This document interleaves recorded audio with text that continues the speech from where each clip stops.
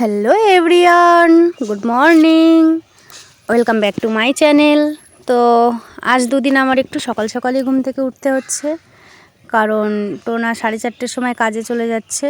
তো যাই হোক, ও যাওয়ার পরেই আমি এখন চলে এসেছি রান্না করতে, দুপুরের রান্না। এই গরমে ওই 4টের সময় কি রান্না করব বলো? তার জন্য আগের দিন রাতেবেলা পান্তা করে রেখে দিই, মানে ভাত রান্না করে তাতে জল ঢেলে পান্তা করে রাখি। টোনা তাই খেয়ে যায়, আবার নিয়েও যায়। আর ও চলে যাওয়ার পরেই আমি আর কি স্নান করে রান্না করতে চলে আসি। তো এদিকে দেখো, আমার তোমাদের সাথে কথা বলতে বলতে রান্না কমপ্লিট। এদিকে করেছি, এটা হলো ভোলা মাছের ঝাল।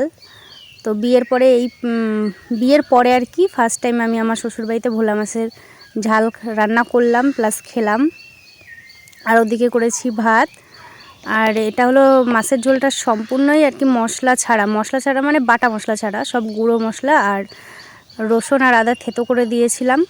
আর এদিকে করে নিয়েছি পটল ভাজা।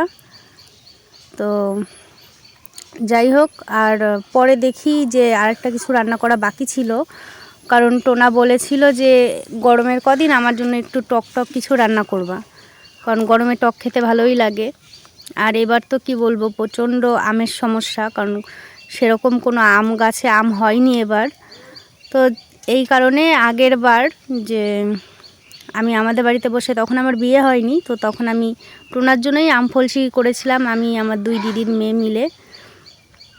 তো সেটাই নিয়ে এসেছিলাম এই বাড়িতে, তো তার জন্য তাই আর কি ভেজে নিচ্ছিলাম।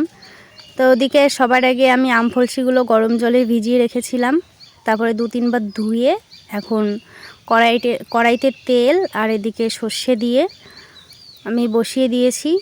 তো তারপরে আবার শুকনো লঙ্কা দেখো কিভাবে ফুটছে, অন্য সময় তো দেখা হয় না, এই ভিডিওতেই আমি দেখলাম যে সর্ষেগুলো কিভাবে ফাটছিল। তো তারপরে আমি এদিকে আম ফলসিগুলো দিয়ে দিয়েছি আর ভেজে নিচ্ছি ভালো করে। আম ফলসি সাধারণত আমি টক তারপরে চাটনি করেছি, ভাজে জিনিসটা কম করেছি, তো তার জন্য একটু কনফিউজ হয়ে যাচ্ছিলাম। আর এদিকে আমি এই ছোট্ট কোটোটায় আমি লঙ্কা তারপরে রসুন আগে থেকে বেছে ঠেছে, মানে রসুনগুলো ছুলিয়ে তারপরে লঙ্কা ধুয়ে আমি কোটোতে ঢেকে রাখি, যাতে এমার্জেন্সির সময় আমার তাড়াতাড়ি হয়ে যায়। আর যেহেতু আমি লঙ্কা কুচাতে একটু ভয় পাই, কারণ হাতটা একটু জ্বালা দেয়, সেটা সবারই সমস্যা, তার জন্য আমি এটা কাঁচি দিয়ে লঙ্কাগুলো কুচিয়ে নিচ্ছিলাম। এইভাবেই আমি লঙ্কা কুচাই, আমি বটিতে কুচাই না, আর টোনা থাকলে ওই কুচিয়ে দেয়। তো তারপরে এদিকে আমি লবণ দিয়ে নিচ্ছিলাম, আর হলুদ লবণ দুটোই দিয়ে নিচ্ছিলাম। টকে সেরকম একটা হলুদ দেওয়া লাগে না, তো তাও আমি দিই। আর যাই হোক, এখন আমি সব কিছু দিয়ে ঠিয়ে এখন আমি ঢেকে দিয়েছি। তো তারপরে আজকের টোনার আবার কাজটা তাড়াতাড়ি হয়ে গেছিলো, যে কারণে এখন আমরা বিকালে খাওয়া দাওয়া সেরে সন্ধ্যা চলে গেছিলাম একটু ঘুরু করতে স্টেশনের দিকে। তো ওখানে গিয়ে দেখি ওখানে রামের পুজো হচ্ছে, মানে রাম ঠাকুরের পুজো হচ্ছে, প্যান্ডেল হচ্ছে। তো ওখানে একটু চলে গেছিলাম, আর ওখানে সবাইকে প্রসাদও দিচ্ছিল, খিচুড়ির প্রসাদ। তো ফার্স্টে ভেবেছিলাম যে খাবো, কিন্তু পরে অনেক বড় লাইন দেখে আর খাওয়া হয়নি। আর বেশিক্ষণ থাকাও যাবে না, কারণ ফার্স্টে ভেবেছিলাম যে খানিকক্ষণ থাকবো, তো তারপর একটু এমার্জেন্সি হয়ে গেছিলো, যে কারণে আমরা চলে গেছিলাম। তো যাই হোক, আবার নতুন করে তোমাদের গুড মর্নিং জানাচ্ছি। এটা হলো পরের দিনের ভিডিও। তো আমি এখন আমাদের বাড়িতে যাচ্ছিলাম, আমি আর টোনা। তো দেখো, গিয়ে একটু সময় কাটিয়ে চলে গেছি বাগানে বসতে। আর দেখো, গায়ের উপরে পিঁপড়া নাকি ধুলো হেঁটে বেড়াচ্ছিল, মানে মাকড়সা টাইপের ঘাড়ের উপর দিয়ে, তাই একটু ফেলে নিলাম। আর এই হলো সেই আমার সাইডে, নাকের সাইডে যে একটু ফুড়া টাইপের হয়েছিল, একটু ডেবে গেছে, আর জায়গাটা কেমন কালো হয়ে গেছে। এটা নতুন কিছুই না, আমার সাথে এরকম প্রায়ই হয়।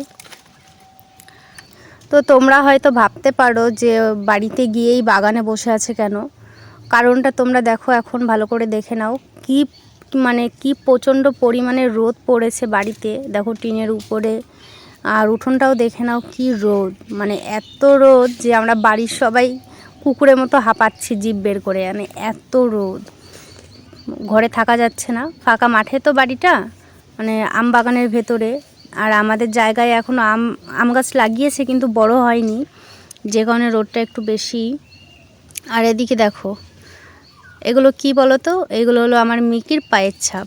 মানে কোথা থেকে মাটি চাষ করে এসে হয়তো ক্ষেত মেত লাগিয়েছিল, ধানের ক্ষেত, ফুলের ক্ষেত, যে কারণে হাত পায়ে মাটি নিয়ে উনি চলে এসেছে। মানে গরমে ওরও অবস্থা খারাপ। আর এদিকে তো ঠাকুরঘরটা মেজে করা, একটু ঠান্ডা ঠান্ডা থাকে, উনি ওখানটা এসে শুয়ে পড়েছে। আর এই হলো আমার মা গাছ লাগিয়েছিল, লাউ গাছের চারা, তারপরে ভেন্ডি গাছের, সব কিছু আর কি। রোদে দেখো কী অবস্থা, তাই তোমাদের দেখাচ্ছিলাম। আর এই হলো ভুট্টা গাছ, আগের দিন যেটা তোমাদের দেখাচ্ছিলাম, যারা যারা দেখেছো আমার আগের ভিডিও তারা তো বুঝতেই পেরেছো। আর গাছগুলো দেখো কীরকম নেতিয়ে পড়েছে গরমে, মানে ওদেরও কষ্ট হয়। সকাল ভোরবেলায় মা সব গাছে জল দিয়েছিল, কিন্তু দেখে কেউ বলবে না যে জল দিয়েছে। আর সাইডে পুদিনা গাছ ছিল, তো যাই হোক পরে আর একবার তোমাদের দেখিয়ে দেব। আর এই সাইড দিয়ে আর কি হেলেঞ্চা শাক লাগিয়েছে আমার মা। এগুলো বেশ ভালোই আছে রোদ হলেও। এগুলো হলো সব শাক, লাউ শাক, হেলেঞ্চা শাক, কুমড়ো শাক, সব গাছ এই সাইড দিয়ে। আবার কচু গাছও লাগিয়েছে আমার মা। মোটামুটি যেইটুকু জায়গা আছে তার মধ্যে অনেক গাছই লাগিয়েছে, কিন্তু রোদে কি হবে কে জানে। আর এতই রোদ, সকালবেলা মা ফ্রিজটা পুরোপুরি পরিষ্কার করে দিয়েছে, কিছুই নেই তেমন কিছু, শুধু আমরা জল ভরে রেখে দিয়েছি। আর এদিকে এখন আইসক্রিমও বানাতে দিয়ে দিয়েছি, যে গরমে কি করব। এতক্ষণে হয়তো ওই বাড়িতে বসে আমি 1 বোতল জল হয়তো সারাদিনে খাই, কিন্তু এই পর্যন্ত আমার 3 বোতল জল খাওয়া হয়ে গেছে, 500 বোতল। আর এদিকে তো 2 লিটারের বোতল অনেকগুলো ভরে রেখেছি। আর কি বলবো গাইস, মানে এবার আমের অবস্থা এতটাই খারাপ যে গাছগুলো সব ফাঁকা ফাঁকা দেখাচ্ছে। আগের বার বা তার আগের বার আমে মানে আম প্রচণ্ড আম হতো, কিন্তু এবার সেরকম একটা আম দেখলাম না এসে। আর বাগানে বসতে এসেছি, তাও দেখো আমি ছাতা, তারপরে ছাতা নিয়ে আসার কারণ আছে, কারণ মাঝে মাঝে রোদ পড়ে গায়ে, যে কারণে ছাতা, চেয়ার আর এদিকে জলের বোতল সব নিয়ে চলে এসেছি। আর এই বোতলে 3 বোতল জল খাওয়া হয়ে গেছে, আর এই হলো আর 1 বোতলে হাফ আমার খাওয়া হয়ে গেছে।